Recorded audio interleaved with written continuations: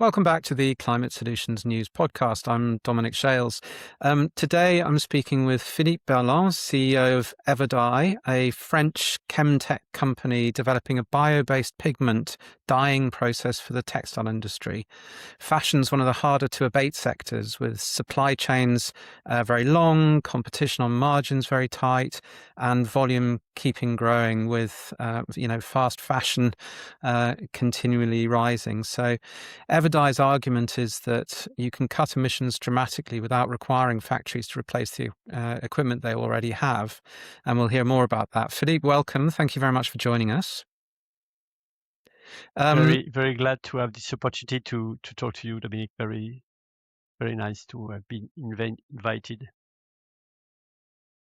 Now, dyeing and finishing of textiles account for about 50% of the carbon emissions in the whole process, which is staggering. I had no idea that was the case. So please explain a bit more about that and tell us also about EverDye's process and how you're trying to solve the issue.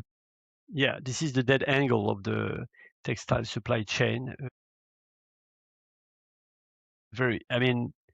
Dyeing operations are not very well known, except when you look at some videos showing the colors in the rivers or in the sea in India or in China, etc., and the pollution due to this activity.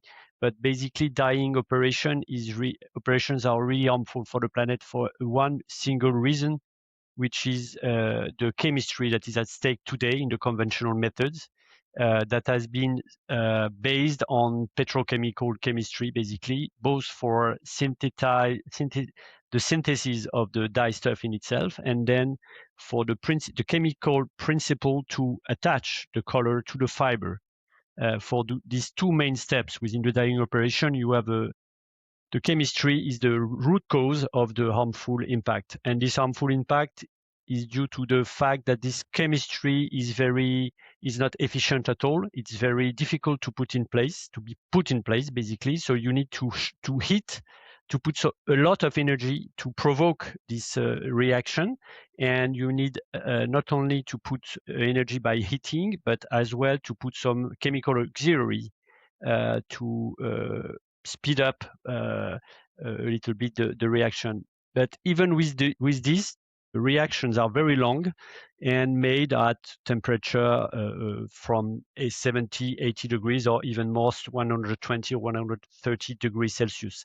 That means that there is a huge consumption of energy, and this is the root cause of the very harmful carbon footprint. And not only about carbon, but the impact is as well on water, because you need a lot of water.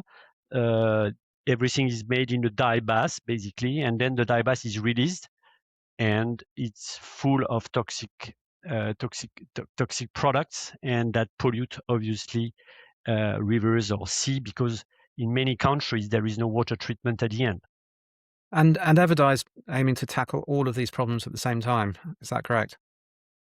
Yeah, because I think that Amira, my co-founder, is the inventor, basically, of the new approach, which is completely out of the box, and that relies on a very different chemistry, basically. And that's why this new chemistry is changing the game from the beginning to the end. So we can imagine to tackle all these problems by using this new chemistry. And this new chemistry has maybe two principles that are really easy to understand. Is that the feedstock are not from the petrochemical origin, so it's not relying on fossil resources. It's about biosourced feedstock, biopolymer, which is very common in the nature and abundant and renewable, so no problem of origin, and about iron oxide that will produce the color in itself. So two products that are really abundant on the planet and no problem of synthesis. And we use green chemistry to synthesize this hybrid molecule that is our patented technology, basically. And this hybrid molecule made of a polymer that is positively charged this polymer will carry on the color on the fibers, because the fiber basically is for pre-treatment reason. Basically, the bleaching of the fiber is negatively charged, and so with our positive charged hybrid molecule, there is a magnetic attraction. And then when you dry the fabric at the end, there is a polymerization between our biopolymer, which is the base, and the fiber.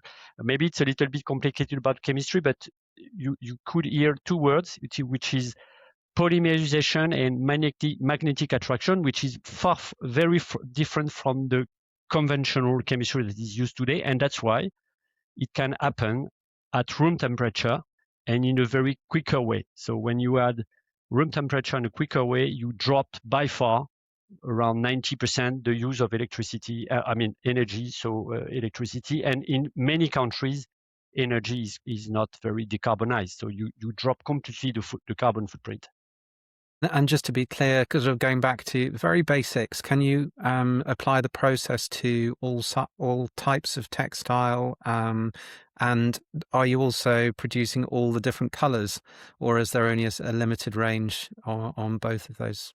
I think it's a growing range of use case of application. You have 3 dimensions to define basically our playground, which is basically you have the range of colors. So today we have first version of the 3 primary colors, so one blue, one red, one yellow, and with that you can already have a quite wide palette, but not 100% of the color of the planet. Colors that can be in the creativity of a designer, but at least a first coverage of a full palette. But it's a never-ending work about enlarging and enriching the palette of a color, because you have a lot of shades, obviously, for every color you can imagine. And the second axis, you mentioned it, is the type of fibers. So we are very advanced, well advanced, and ready for cellulosic fibers. So cellulosic fibers include cotton, obviously, hemp, linen, or regenerated cellulosic fibers, which are lyocell or viscose, for instance. So for all this first family of fabric, we are okay. We are developing the application on polyester. Polyester, you may know, is more than 50% of the fibers used in the textile industry. And we need to I would say map this entire family of fibers, because there are a lot of types of polyester, not to reinvent our hybrid molecule, but just to determine the way of preparing the fiber to for her to be able to receive our molecule, just to create this click effect between our molecule and the fiber. So this is a work we are currently achieving by the end of the year. And the last type of fibers will be the animal ones, but it will be the third group that we will target. Only for market share reason, because animal fibers are very, very around 10% of the total fibers used in the textile industry. And the final axis of the use case are the type of machinery that you can use with our technology. And there are basically 3: garment dyeing, pad dyeing. I don't get into detail, but this one we are okay with. And then the last one, the jet dyeing, will be developed by the end of next year. So by achieving all this program, by the end of next year, I think we could tackle the main part of the market of the dyeing operations. Very good. Yeah, you mentioned virgin polyester. I think that. Did you say that's 50% of the market roughly? Yeah, globally for all polyesters included. Yeah. So it's interesting. The Apparel Impact Institute did a report last year that found that emissions in the sector rose about 7.5% in a single year, which was the first increase since 2019. And they seem to suggest that part of that was to do with the rise of polyester as a particular culprit. So the fact that you're aiming to kind of try and solve that as well is a really positive move forward. And that's by the end of this year, you were saying. Yeah, but yeah, polyester is raising obviously because of the cost, because of some functionalities that the polyester has in itself and the cotton or vegetable fibers don't have, but mainly the cost, I would say. And for all the sportswear or performance textile, etc., are made in polyester. So it's a shame because obviously the carbon footprint of polyester is higher than the cotton. Cotton is can have some, I would say, harmful effect about use of water, pesticide, etc. So there are on both on all fields of production of textile fibers, you have some dark side and some brighter side. So it's not 100% obvious to see the path. The path is mainly on recycling, not trying not to reproduce these fibers. So it's a good way, but it's not our business. We are just only on the color business. And yeah, obviously we need to acquire the ability to treat any type of fibers. Now you talk about aiming for a 90% reduction in CO2 emissions through your process. How do you measure that? What's the baseline? How do you, has it been verified? Yeah. So for that we have basically the how can I say that?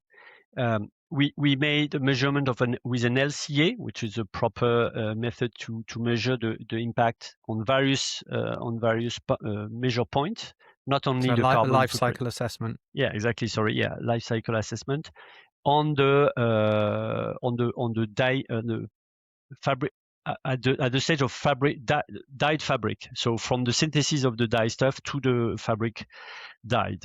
And we could measure it on a very concrete use case, and so we can align figures to prove it. The point is that the main trigger of that is that the room temperature, no more heating. Once again, between 3 to 5 times faster our process is. So you can, when you multiply the no heating much faster. So the drop on energy is huge. Less use of water, something like 30%, because you don't need to wash a lot the fabric after that, because our product is not toxic. So a simple rinsing, for instance, is enough in comparison with the conventional treatment where you need to rinse, not only rinse, but before that soap the product. So it's another use of detergent, which is a harmful product for the planet. So less water treatment, less workforce, less water, less energy. For all these reasons, you have a first drop on the dyeing application. And for the synthesis of the dye stuff, it's about green chemistry, no high temperature, no big pressure, and only bio-based feedstock, which dropped a lot as well on the synthesis. So by combining all that, you can have this reduction of carbon footprint. And as well, I didn't mention it, but the impact on water, because for the dyeing operation on the worldwide scale, it's something like 20% of the total pollution of industrial water, just to have in mind, only dyeing operation. So it's huge, as well as an externality for the planet. The AII, the Apparel Impact Institute's report, which I mentioned before, suggests that only about 11% of the emissions reduction target that's needed by 2030 has actually been achieved. So there's obviously still a long way to go across the industry. What do you think would change the overall picture most? Obviously your focus is on the dyeing, but what else needs to happen to achieve the aims, and is enough being done from a regulatory perspective to push the industry to go quicker? Yeah, as a veteran of this industry, I can say that globally, what has been done is around what we call the scope 1 and scope 2. So what it's in the end of the apparel brands, basically. So what, I don't know, the consumption of energy of the headquarter of the shops reducing the carbon footprint of the transportation, etc., etc., but not really on the scope 3, which is basically the manufacturing of the product. And this is where the stake is really at the end. It's something like 80%, 85% for an apparel brand. It's roughly 85% of the total footprint for them. It has to be targeted. And today, once again, production of fibers, reduction on and dyeing operation. So we are targeting only this. I think that the conventional method, the conventional origin of fibers, etc., is still on the status quo. There is a very few moves, and this industry is very difficult to move. And innovation is very difficult to implement because brands are not, it's a very fragmented ecosystem. So very traditional, I would say, in the industry.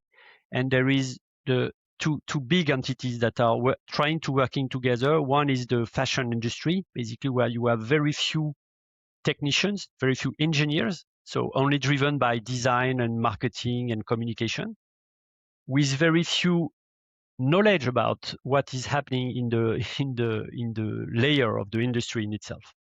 And so it's difficult to move and to have the stake really on the table, saying that a designer is thinking of something about the design, obviously, but without a lot of knowledge about the consequence for the industry and its impacts.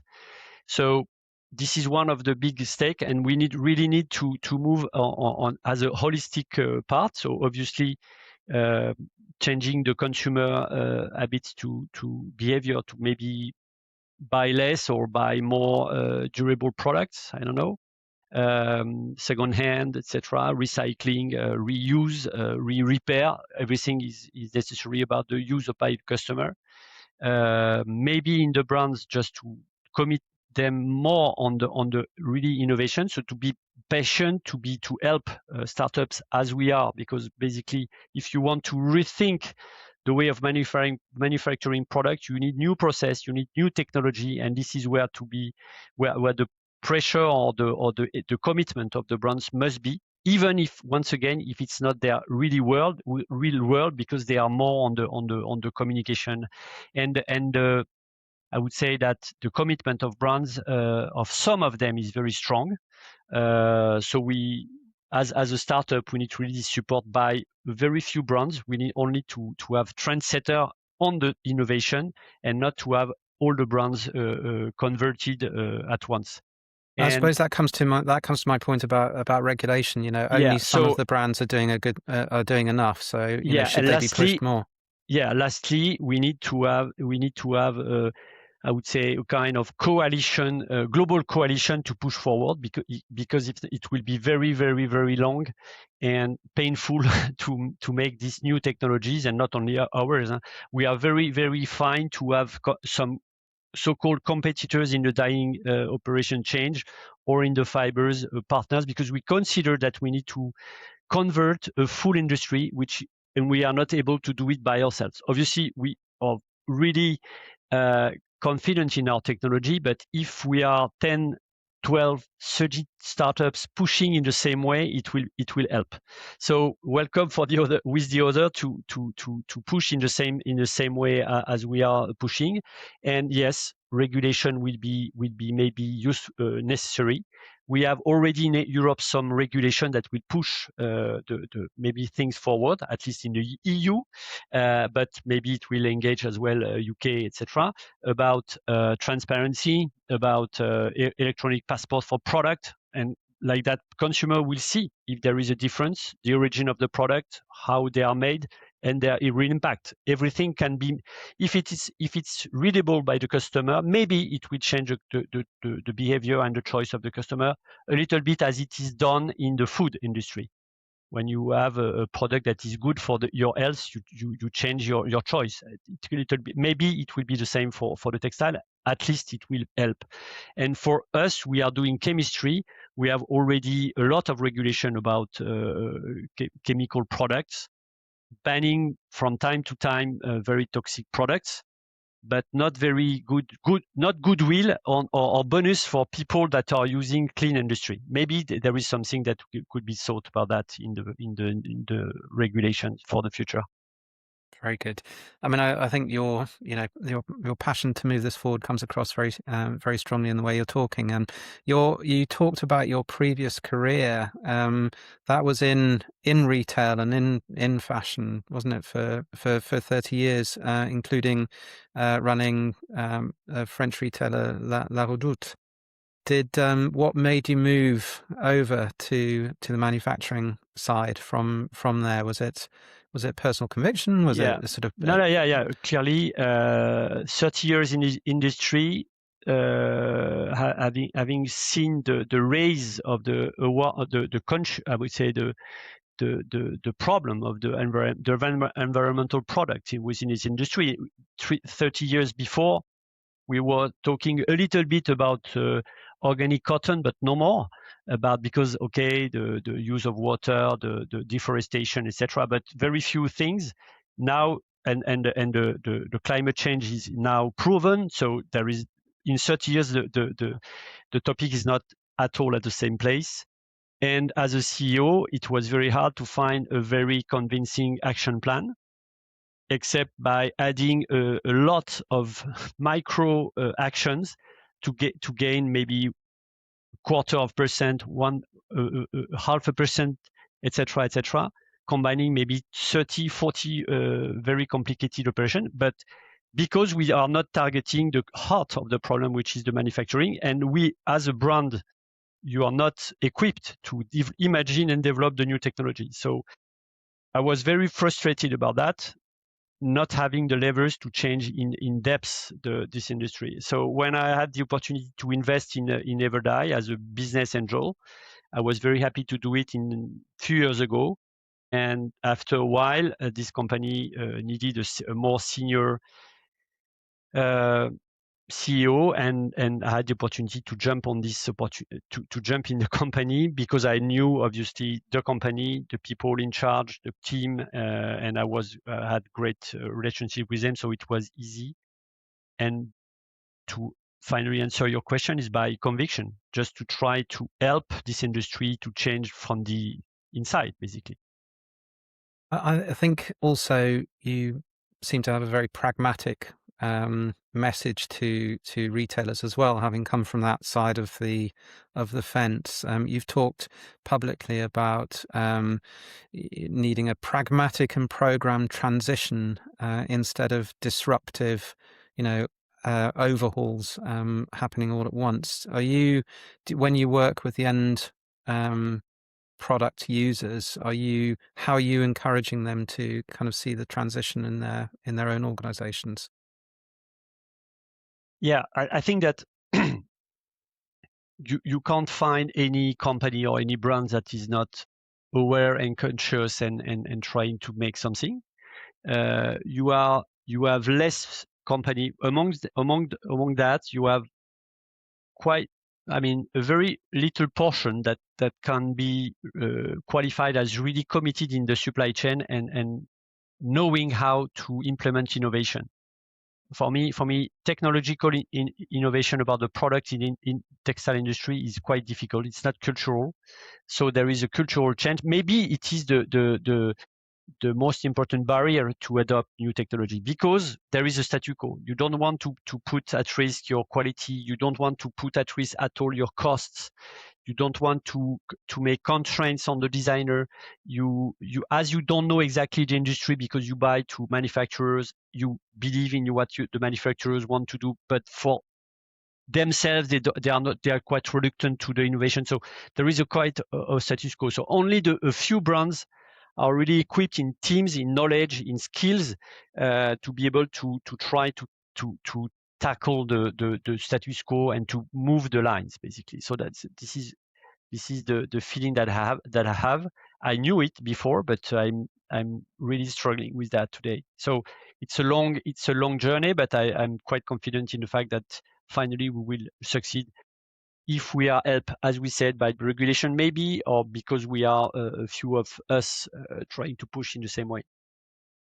Let's just talk for the last couple of minutes about EverDye as a company. You closed a 15 million euro Series A last year. which was twice oversubscribed. Congratulations on that. What does that capital allow you to do that you couldn't before, and what are the plans for the next few years?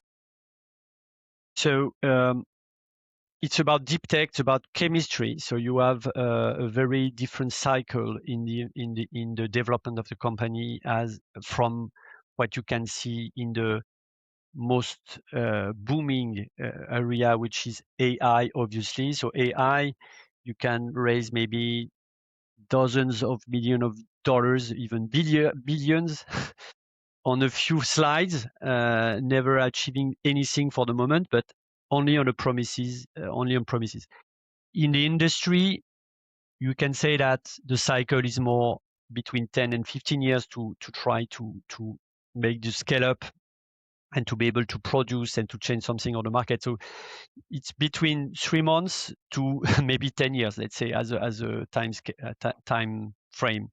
So you need to have very patient VCs and funds, and they are the ones we found. So you need to do it step by step because it's about industry, it's about physics, chemistry, it's about products. It's not only digital, and so you have to scale both the synthesis of the product, which is on one hand something that is complicated but okay. And in our case, we don't need to have our proper factory. We can rely on subcontracting and tolling model. So it's a very asset. We have the chance, I would say, we are lucky because our technology can rely on a very asset light principle by subcontracting. So less need of capex. And on the other side, you need to scale up with the dye house, the dyeing mills, and it's quite easy for them as well because you don't need to change the machinery in their facility. So for on both sides, you don't have the capex objection, which is huge for us. So the main part of the fund we raised last year is dedicated to enlarge our team. So it's about brains, it's about scientific knowledge. So more doctors, more and more specialized in very tiny area about colors, about polymers, etc. Just to even improve our technology. We need about having more people in the staff. Obviously, we need more space and more labs to be able to accelerate all the program we have to develop the technology. So it's mainly skills and experts. The other team that has been so for R&D basically, and the other team that we need to enlarge is the process team. So